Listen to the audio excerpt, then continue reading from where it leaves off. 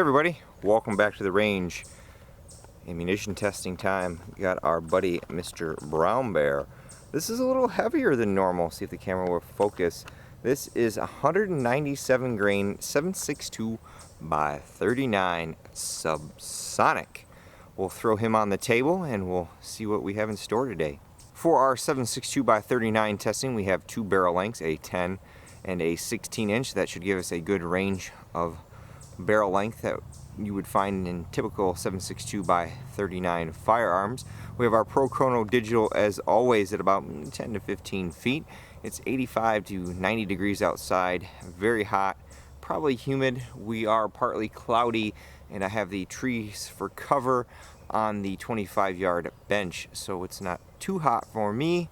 Up first is our M92 PAP. This has the 10 or 10.5 inch barrel. We have an RRD4 from JMac Customs on there. I really like that brake for controlling muzzle rise with your full pressure loads. We have an AKT trigger on here, Vortex Spark. We will see if we get cycling. Depending on how I release these videos, the Detroit Ammunition 220 grain loads did not cycle this action.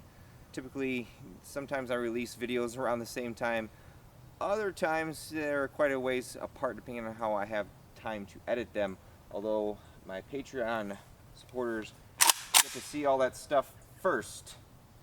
Shameless plug for Patreon. 1023 did not cycle.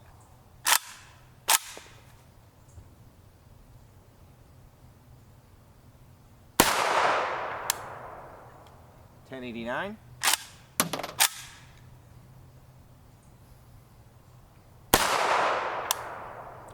1068.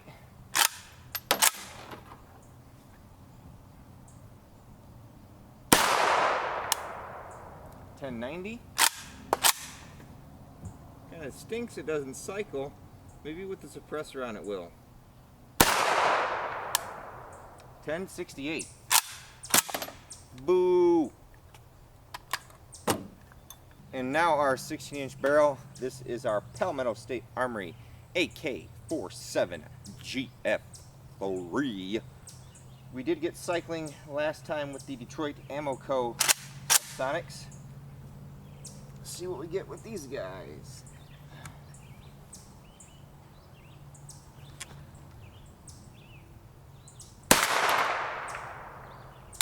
$11.60, $11.27, $11.49, $11.09, $10.77, and that's it.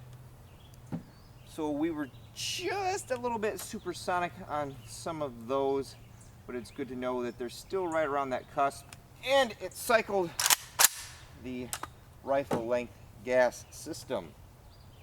I didn't mean to put all 5 shots right next to each other, but those are very clean holes, and surprisingly, point of aim, point of impact on the 16-inch, roughly the same. We shifted right about 2 inches, but otherwise, elevation, we were pretty much spot on, so that's good to know. I'm using the DJI Osmo Mobile 3 gimbal for any of my iPhone shots. Let me know what you guys think about the stability in the comments below. I think this is a much better way to shoot some of the close-ups while using the iPhone.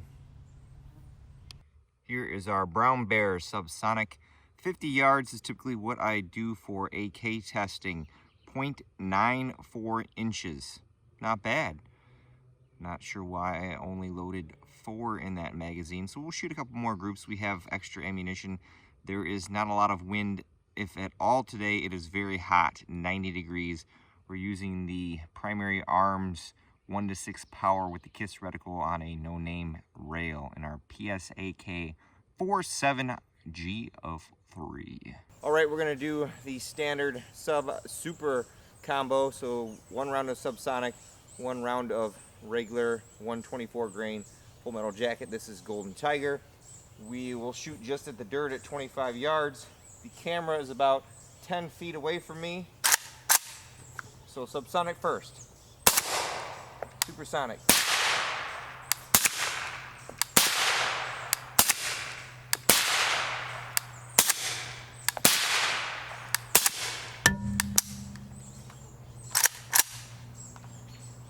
Quite a bit of difference there. There is more gas to the face with the supersonic, but it's not too bad. The subsonic is very pleasant on the ears. We'll see if the addition of the suppressor on our M92 will let our subsonic cycle. So we'll do sub, super again.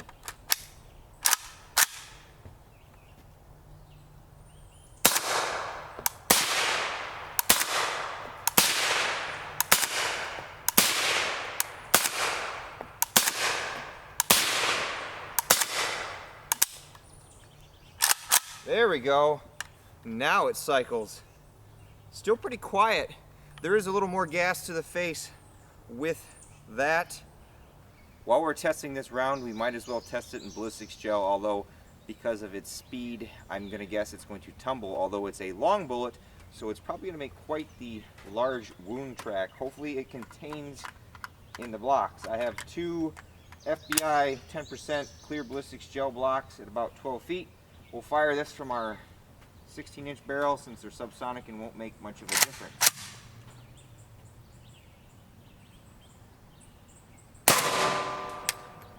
Velocity 1084.